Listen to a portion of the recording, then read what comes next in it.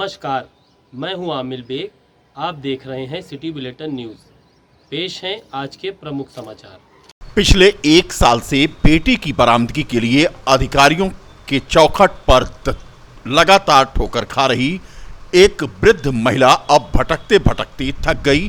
भाकियों के साथ तहसील पर वो अनशन पर बैठी थी, लेकिन अधिकारियों के कहने पर भी आज बुजुर्ग महिला ने नहीं तोड़ा अपना अनशन और उसे अस्पताल में भर्ती करा दिया गया। फिलहाल अस्पताल में भर्ती होने के बावजूद उसने अपना अनशन जारी रखा और रो रो कर लगातार वो ये कह रही है कि साहब मेरी बेटी को खोज दो, साल भर से दौड़ रही हूं। नम आंखों से एक बुजुर्ग महिला तहसील के सामने पुलिस के अधिकारियों से अपनी दर्द को बयां कर रही थी। अनशन पर बैठी थी, महिला का स्वास्थ्य खराब हो रहा था। पुलिस के अधिकारी उसका अनशन तोड़वाने के लिए पहुंची। पुलिस अधिकारियों के लाख प्रयास के बाद भी जब महिला ने अनशन नहीं तोड़ा तो उसे जबरन एम्बुलेंस में लादकर जिला अस्पताल में भर्ती करा दिया गया। मामला था खंडासा के एक गांव का। बुजुर्ग महिला का आरोप है कि अप्रैल 2022 से उसकी बेटी लापता है। पड़ोसी पर ही अपहरण का आरोप है, परंतु पुलिस मामले में कोई कार्रवाई नहीं कर रही है। हुआ कि पुलिस वाले वहाँ पहुँचे और इन दोनों लोगों को ज़बरदस्ती वहाँ से उठा के लेके आए हैं और उसके बाद यहाँ हॉस्पिटल में लेके आए हैं। ये बता रही थी कि वहाँ पे उनको मतलब कुछ उल्टा सीधा भी वो लोग बोल रही थी। जो लेडी महिला कांस्टेबल थी उसमें एम्बुलेंस में बैठी हुई थी, ये बता रही थी कि उनको कुछ उल्टा सीधा भी बोली हैं वो लोग। और उसके बाद वहाँ से लेके आए हैं, यहाँ पे इंजेक्शन लगवाए, ग्लूकोज लगवा दिए हैं। हालाँकि अभी भी इन लोगों ने कुछ खाया पिया नहीं है। फूलमती जी की बेटी 14 तारीख से 18 तारीख को उसका अपहरण हो गया था, फूलमती की बेटी का। तब से वो इधर उधर भटक रही है।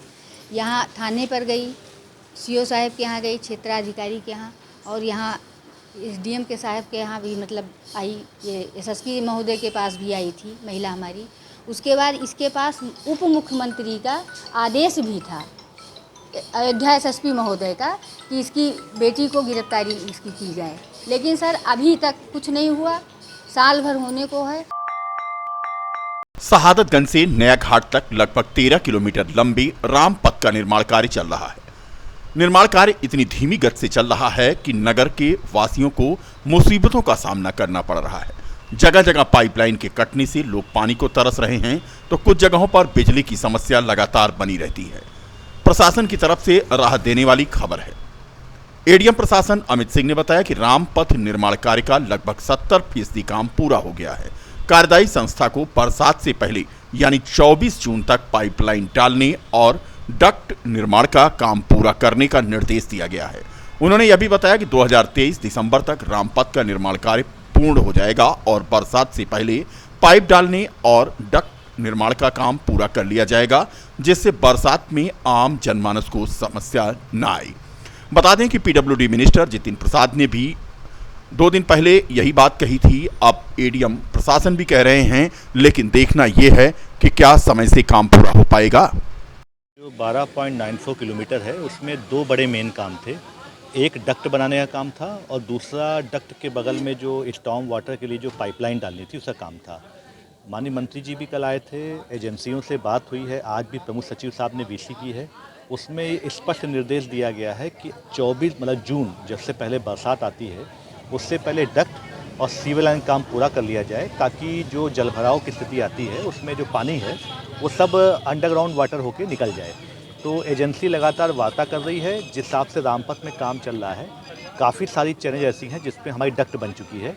अब इस समय जल निगम का चूँकि पैरेलल काम सीवर का भी चल रहा है और इनको आप देख रहे होंगे जगह जगह पाइपलाइन पड़ी हुई हैं। तो बरसात से पहले किसी भी कीमत पे पब्लिक के हित में यहाँ पे डक्ट और पाइपलाइन का काम पूरा कर लिया जाएगा, ताकि जून में बरसात जब आए तो उसमें आम पब्लिक कोई दिक्कत ना हो। इन चीज़ें बहुत इंपॉर्टेंट हैं। जब डक्ट खुद रही है तो उसके साथ साथ वहाँ पे पब्लिक की जो वाटर पाइपलाइन है, जो पुरानी वाटर पाइपलाइन है, वो भी पड़ी हुई हैं। इस रामपथ में सारी वाटर पाइपलाइन को नया डालना है। तो जब ये डक्ट की खुदाई करते हैं तो जो बीच बीच में वाटर पाइपलाइन आती हैं वो ब्रेक होती हैं। जो नीचे इलेक्ट्रिकल लाइंस हैं उनको देखना पड़ता है, जो वाटर पाइपलाइन उनको बचा के देखना पड़ता है, ताकि आम जन को जो वाटर सप्लाई है वो भी बाधित ना हो। तो दोनों चीज़ें आपस में मर्ज हैं कि हमको बिजली की लाइन भी देखनी है, नीचे जो अंडरग्राउंड पड़ी है वो डिस्टर्ब ना हो, और जो पब्लिक को वाटर सप्लाई मिलती है आज वो भी डिस्टर्ब ना हो, तो उसको देख के ही काम चल रहा है। कि हमारा पूरा काम दिसंबर 23 तक पूरा हो जाएगा और जो डक्ट काम है, सीवर काम है, ये हमारा बरसात से पहले पूरा हो जाएगा। राज्य कर्मचारियों के पेंशन बहाली की मांग को लेकर आंदोलन लगातार तेज होता जा रहा है। राज्य कर्मचारी संयुक्त परिषद एवं national joint council for action NJCA के संयुक्त तत्वावधान में आयोजित मशाल जुलूस महारैली को लेकर एक तैयारी बैठक की गई। बैठक में अश्विनी कुमार तिवारी उर्फ लालू, मंडल उपाध्यक्ष NRMU तथा अरविंद कुमार सिंह, जिला अध्यक्ष राज्य कर्मचारी संयुक्त परिषद के संयोजन में इस तैयारी बैठक को आयोजित किया गया, जिसमें वाणिज्य कर विभाग, हॉस्पिटल, इनकम टैक्स, नर्सेज संघ, लोक निर्माण विभाग, उद्यान विभाग आदि विभागों के कर्मचारियों को पुरानी पेंशन के लिए जागरूक कर मशाल जुलूस को सफल बनाने की अपील की गई। अश्विनी तिवारी ने बताया कि 21 मई को विशाल मशाल जुलूस का आयोजन किया गया है, जिसमें संयुक्त मोर्चा के बैनर तले लगभग सभी विभागों के कर्मचारी शामिल रहेंगे। All India railway man federation राज्य कर्मचारी संयुक्त परिषद उत्तर प्रदेश NJCA के आह्वान पर दिनांक 21 तारीख 2023 में तिकोनिया पार्क पे एक विशाल जुलूस का आयोजन किया गया है, मशाल जुलूस का, जिसमें फैजाबाद जिले के संयुक्त परिषद के बैनर तले सेल टैक्स, इनकम टैक्स, नगर पालिका, हॉस्पिटल, नर्सेस, जिला पंचायत, आपका सिंचाई विभाग, आपका लेखपाल संघ, जितने भी तहसील और आपके जो है कचहरी के हमारे समस्त स्टाफ इस विशाल जुलूस में भाग ले रहे हैं। ये राज्य कर्मचारी संयुक्त परिषद एवं रेलवे के संयुक्त मंच NJCA के तत्वावधान में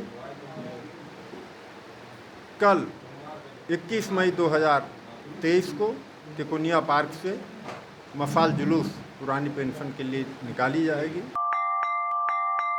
नगर विधायक वेद प्रकाश गुप्ता ने सैकड़ों की संख्या में महिलाओं और बेटियों को द केरल स्टोरी फिल्म दिखाई। अयोध्या के पैराडाइज DD फ्लैक्स में सभी को फिल्म दिखाई गई। इस दौरान नगर विधायक के साथ उनकी पत्नी श्रीमती नर्मदा गुप्ता को पाकर हॉल में मौजूद सैकड़ों महिलाओं और बेटियों में जोश और उत्साह देखने को मिला। नगर विधायक ने कहा कि आज हम सभी को द केरल स्टोरी फिल्म दिखाने के लिए लाए हैं और इस फिल्म को सभी को देखना चाहिए। हमारे धर्म, समाज, महिलाओं की रीति रिवाजों की रक्षा का दायित्व भी हम पर ही है। इस दौरान भाजपा की नेता रीना द्विवेदी मौजूद थी। ये पिक्चर तो बहुत ही अच्छी थी हमारी बच्चियों के लिए, उनको जागरूक करने के लिए। और इस पिक्चर से संदेश यही मिलता है कि अगर हमारे माँ बाप ने हमें भरोसा करके कहीं पढ़ने भेजा तो हम अपना पूरा ध्यान अपनी पढ़ाई पे लगाएं, ना कि किसी के बरगलाने पे हम भड़क जाएं और जो वो कह रहा है उसको करने लगें। तो इस पिक्चर में बहुत अच्छा संदेश हमारी बच्चियों के लिए दिया गया है और ये पिक्चर बहुत अच्छी है। कोई विरोध तो हर चीज़ का होता है, जो कोई अच्छी चीज़ आती है उसका विरोध होता ही है, तो विरोध से नहीं, लेकिन आज जो पिक्चर में संदेश दिया गया है वो बहुत अच्छा है। अपने कार्यकर्ता, अपनी बहनें, अपनी बेटियां जो शहर की हैं, कुछ विद्यालयों में पढ़ती हैं, उनको मैंने प्रयास किया कि वो आएँ आज इसको दिखाएं, देखें। निश्चित रूप से केरल के ऊपर जो एक पिक्चर बनाई गई है, इसके डायरेक्टर प्रोड्यूसर ने निश्चित रूप से उन्होंने बहुत साहसिक कदम उठाया है और एक बहुत बड़ी जो एक त्रासदी हो रही है इन सब स्टेटों में, केरला या ऐसे कम्युनिस्ट स्टेटों में, मैं कहूँगा इसमें बंगाल भी है कहीं ना कहीं। तो ये चीज़ें जब तक सामने नहीं आएंगी तब तक इनका कैसे इस पर सुधार होना है और इसके साथ साथ जो आज इसमें शिक्षा मिलती है। जिले के रुदौली कोतवाली क्षेत्र के फैलसर चौराहे पर शुक्रवार की देर रात राम नरेश मिष्ठान के पास स्थित मजेदार रेस्टोरेंट में चाय बनाते समय गैस सिलेंडर लीक होने के कारण भीषण आग लग गई। इस दौरान सिलेंडर फटने से भगदड़ मच गई। देखते ही देखते रेस्टोरेंट आग का गोला बन गया। कर्मचारियों ने किसी तरह भागकर जान बचाई। दमकल विभाग की टीम को सूचना मिली तो घंटों मशक्कत के बाद उसने आग पर काबू पाया। किसी प्रकार की जनहानि की सूचना नहीं। लाखों का सामान जलकर खाक हो गया। घास फूस से रेस्टोरेंट बने होने के कारण बच गए सब। ऐसा हुआ, यह बात कही रुदौली के सीओ सत्येंद्र भूषण तिवारी ने। उन्होंने कहा कि बेलसर चौराहे पर इस रेस्टोरेंट में चाय बनाते समय गैस सिलेंडर में लीकेज होने से आग लगने की सूचना मिली थी। बेलसर चौराहे पर मज़ेदार होटल है, रेस्टोरेंट है। यहाँ पर चाय बनाते समय जो जानकारी मिली उसके अनुसार सिलेंडर का लीकेज हुआ और उसी कारण वहाँ पर आग लगी। चूँकि घास फूस से होटल बना हुआ था, छप्पर नुमा यहाँ पर कई चीज़ें बनी हुई थी, तो उसमें आग लगी और मज़ेदार होटल को नुकसान पहुँचा। इसके आसपास किसी को नुकसान नहीं हुआ है।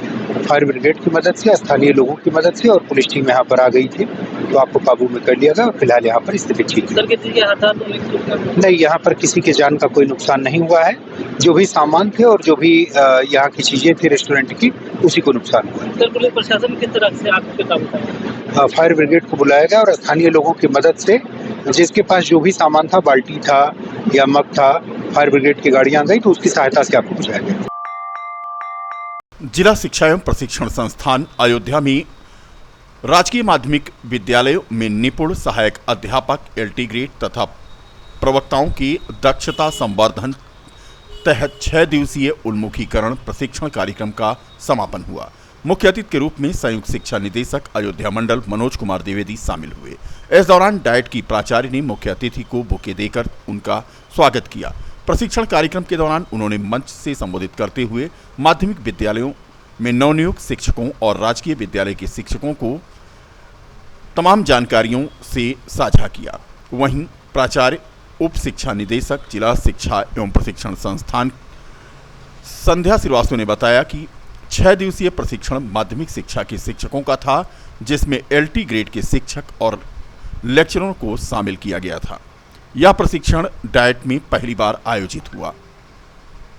इस मौके पर डाइट के वरिष्ठ प्रवक्ता लालचंद, प्रशिक्षण प्रभारी प्रमिला चतुर्वेदी तथा राम प्रसाद, शिक्षण सहायक अनमोल श्रीवास्तव, मनीष कुमार गौतम आदि मौजूद थे। प्राथमिकता में हमारे जो माध्यमिक विद्यालय में नवनियुक्त शिक्षक हैं राजकीय विद्यालयों को, उनके प्रशिक्षण का कार्यक्रम है, जिसमें उनके भावी जीवन में आवश्यकता के जो बिंदु हैं उनको जानकारी दी गई, उनसे पूछा गया और उनको इक्विप किया गया जिससे भविष्य में अच्छी तरह से कार्य कर सकें।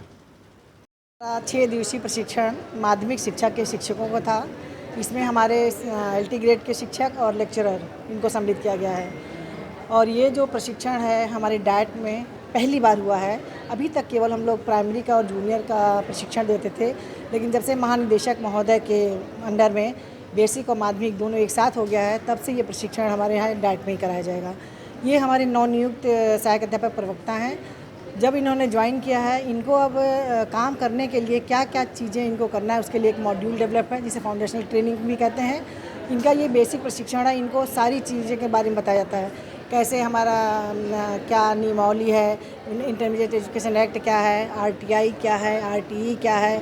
उसके बाद ये जो कक्षा में शिक्षण देंगे, किन किन विधाओं का उपयोग करेंगे, क्या एड इस्तेमाल करेंगे, टीएलएम बनाएंगे, टीचिंग लर्निंग मटेरियल बनाएंगे, प्लस स्मार्ट क्लास में स्मार्ट बोर्ड के थ्रू ये पढ़ाएंगे और विभिन्न गतिविधियों को ये करके रोचकपूर्ण बच्चों को शिक्षा देंगे। 6th 7th 8th 9th 10th 11th 12th सभी को इनको पढ़ाना है। तो जो इनके अभी भी हमारा जो बन रहे हैं शिक्षण कार्यक्रम, अभी तो इनको हम लोगों ने एक जनरल ट्रेनिंग दिया है, जिसमें हमारे बेसिक चीज़ें आ जाती हैं। कैसे कौन से रजिस्टर हैं, आपको उन रजिस्टर का उपयोग कैसे आप करेंगे, रजिस्टर कैसे भरेंगे, फिर आपको जो है सेवा वो क्या नाम बेसिक वो पुस्तकें कैसे आप मेंटेन करेंगे, और आप एमडीएम अगर चल रहा है वहाँ पे तो एमडीएम का कैसे मेंटेन करेंगे।